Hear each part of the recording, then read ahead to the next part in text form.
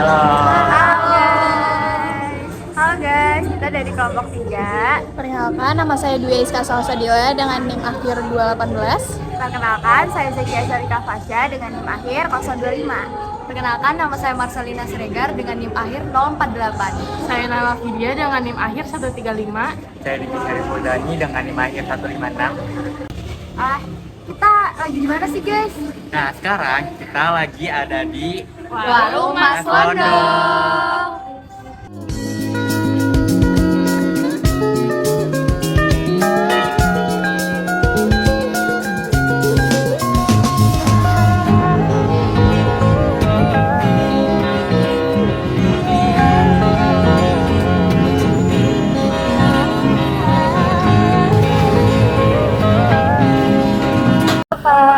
Halo. Sebelumnya perkenalkan kami dari mahasiswa Universitas Diponegoro dari jurusan Administrasi Bisnis, izin mewawancarai Bapak demi memenuhi tugas mata kuliah asas manajemen Pak. Oke, sini kita lagi sama ownernya loh. Sebelumnya boleh perkenalan nggak Pak? Halo, nama saya Herlan, panggilannya Mas Londo. Sesuai ya. Iya. Ini nama warungnya. Oh, gitu ya. Oke. Nih, kita mau tanya-tanya sedikit boleh nggak? Boleh, nggak apa-apa. Kira-kira Bapak punya visi misi nggak sih dari diriin usaha ini? Visi misinya dalam arti Visi misi gitu Pak, kayak tujuan atau Motivasi motivasi Bapak buat diriin usaha ini. ya biar apa istilahnya membuka lowongan pekerjaan aja untuk anak-anak yang tidak melanjutkan sekolah daripada nganggur di rumah. Ya boyong ke sini. Kira-kira ada nggak sih Pak strategi untuk biar lebih maju lagi nih usahanya? Karena kan banyak pesaing-pesaing kan Pak. Betul. Kalau misalkan strategi yang jelas ada, tapi kalau di Londo strateginya simpel aja sih, jaga kualitas. Iya benar. Udah Iya benar gitu. sih Pak. Benar. Gak neko-neko kalau di Londo mah. Nah, Terus kalau misalkan untuk biasanya nih yang mampir ke sini gitu, yang beli itu biasanya dari mahasiswa atau orang sekitar juga, masyarakat atau gimana nih? kalau emang dulunya awalnya Londo terjun ke Tembalang ini untuk mencakup mahasiswa. Nah, terutama ya seperti itu mahasiswa tahu sendiri kan kegiatan mahasiswa kalau malam begadang. Dulunya itu kami itu bukan warung makan Mas Londo, Burjo Londo, sama kayak Warmindo sekarang ganti pada Warmindo. Nah, diganti daripada Warmindo warung makan Mas Londo gitu. Kenapa nih Pak diganti? Karena background kita ini sudah nggak ada burjonya. Dulu emang ada, tapi sekarang kan burjonya kan nggak ada, jadi saya ganti. Jadi biar oh iya ini bukan burjo lagi gitu loh. Tapi namanya tetap Londo gitu loh. Seperti itu. Kalau makanan yang best seller di sini apa sih Pak? Yang jelas sih menu-menu pedas ya terutama ya. Menu-menu pedas itu best seller. Terus di samping itu ada varian istilahnya untuk paketan ayam dan sopnya.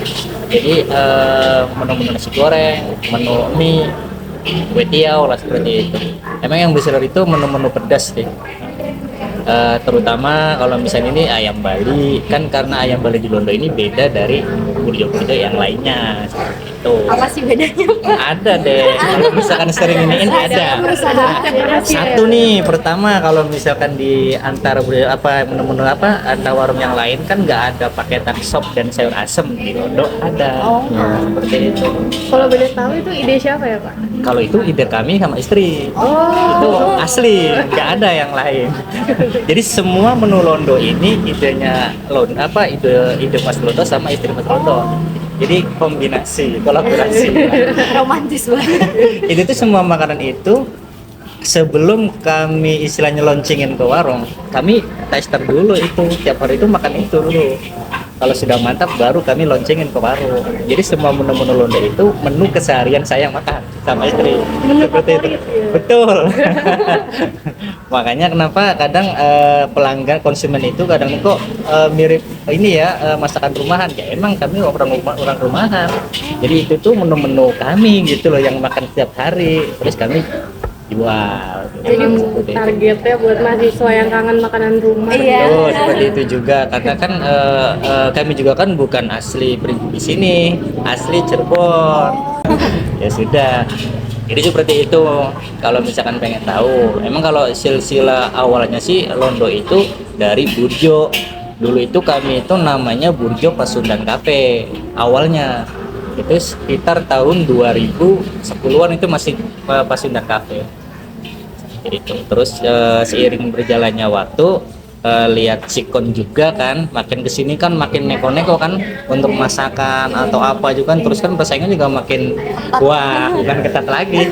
Apalagi di Tembalang. Wah Tembalang ya pokoknya kalau misalkan yang mau membuat warung itu istilahnya bener-bener nggak yakin mending di Tembalang jangan deh. Kalau jangan masih ragu-ragu gitu loh daripada ya emang kalau kita lihat warung rame itu enak lihatnya tapi kita yang terjun langsungnya itu jalaninya waduh sawang sinawang kata orang Jawa mah ya. Iya jadi seperti itu. Punya nggak sih Pak hambatan atau kayak kesulitan waktu pertama membangun atau hambatan selama usaha ini berjalan? Oh banyak kalau hambatan istilahnya kesulitan. Yang pertama kalau misalnya kesulitan pertama itu kita cari untuk tenaga kerja. Nah, yang kedua kalau pas liburan semesteran. Itu betul. Itu bukan istilahnya emang problematika kita dagang di Tembalang di lingkungan mencakup Undip. Itu pasti. Jadi maksimalnya kita itu dagang 1 tahun 12 bulan itu paling mentok itu antara 8 bulan dah. Jadi yang 4 bulan itu ya harus masalah untuk menutup liburan itu tuh yang kami kesulitannya seperti itu di situ. Makanya kenapa antisipasinya kalau misalkan liburan, nah salah satu warung kami ini kalau misalkan tidak masuk itu kami tutup. Terus anak-anak juga kalau misalkan masih berjalan selama liburan, nah kami rolling untuk libur cuti bergilir, entah 1 mingguan lah, entah setengah bulanan lah, jadi muter gitu loh seperti itu. Kan ini Pak ada logonya ya kan warungnya. Punya nggak seperti dari logo tersebut? Oh warnanya, kayaknya kan udah cinta Iya, sama emang warnanya. kalau misalkan Londo itu emang istri itu suka warna hijau. Kalau Mas Londo emang suka yang bening-bening gitu loh. Jadi yang terang gitu loh. Jadi apa sih yang hijau ini kontras apa Mas itu sama apa gitu. Jadi dengan hijau, kuning dan putih.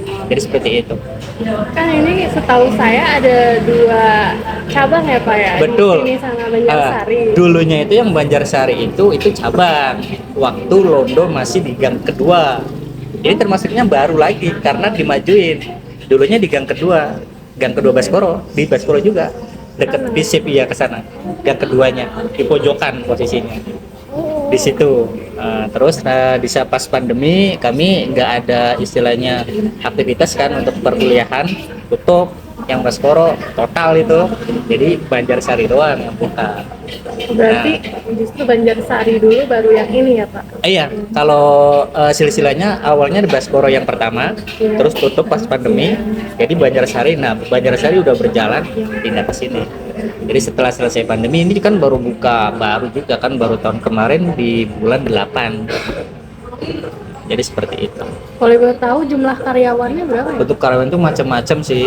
Mentok itu kalau maksimal itu sampai 25, maksimal 2 warung. Kalau misalkan istilah disesuaikan dengan kondisi warung sih. Jadi kita itu merekrut karyawan itu disesuaikan dengan kondisi warung. Apalagi kalau misalkan kita mau launching menu baru, itu pasti ada karyawan yang baru gitu.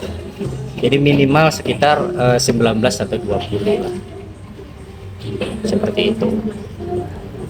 Kalau struktur organisasi gini Pak, misalnya nih kan Bapak pemiliknya, terus di bawah Bapak tuh siapa gitu yang Bapak percayain gitu? Ya istri Oh, berarti Jadi istri juga iya, istri dan saya itu udah kolaborasi semuanya. yang saling handle gitu. Betul, seperti itu. Terus di bawahnya juga langsung karyawan gitu ya, Pak? Betul. Ada orang yang percayaan, misalkan contoh yang dikasih ya, kalau misalkan pas saya nggak di sini, nah itu tak serahkan ke dia. Seperti itu. Berarti emang perusahaan bapak dan istri. Betul.